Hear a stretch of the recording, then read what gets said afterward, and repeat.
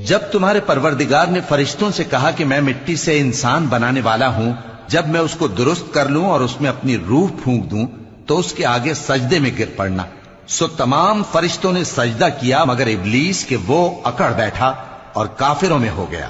اللہ نے فرمایا کہ اے ابلیس، جس شخص کو میں نے اپنے ہاتھوں سے بنایا اس کے آگے سجدہ کرنے سے تجھے کس چیز نے منع کیا؟ کیا تو غرور میں آ گیا یا اونچے درجے والوں میں تھا؟ بولا کہ میں اس سے بہتر ہوں کہ تو نے مجھ کو آگ سے پیدا کیا اور اسے مٹی سے بنایا۔ فرمایا بس یہاں سے نکل جا، تو مردود ہے اور تجھ پر قیامت کے دن تک میری لعنت پڑتی رہے گی۔ کہنے لگا کہ میرے پروردگار، اچھا تو مجھے اس روز تک کہ لوگ اٹھائے جائیں مہلت دے۔ فرمایا کہ تجھ کو مہلت دی جاتی ہے اس روز تک جس کا وقت مقرر ہے۔ کہنے لگا کہ مجھے تیری عزت کی قسم، میں ان سب کو بہکاتا رہوں گا سوائے ان کے جو تیرے چنے ہوئے بندے ہیں۔ فرمایا ٹھیک ہے، اور میں ٹھیک ہی کہتا ہوں کہ میں تجھ سے اور جو ان میں سے تیری پیروی کریں گے سب سے جہنم کو بھر دوں گا۔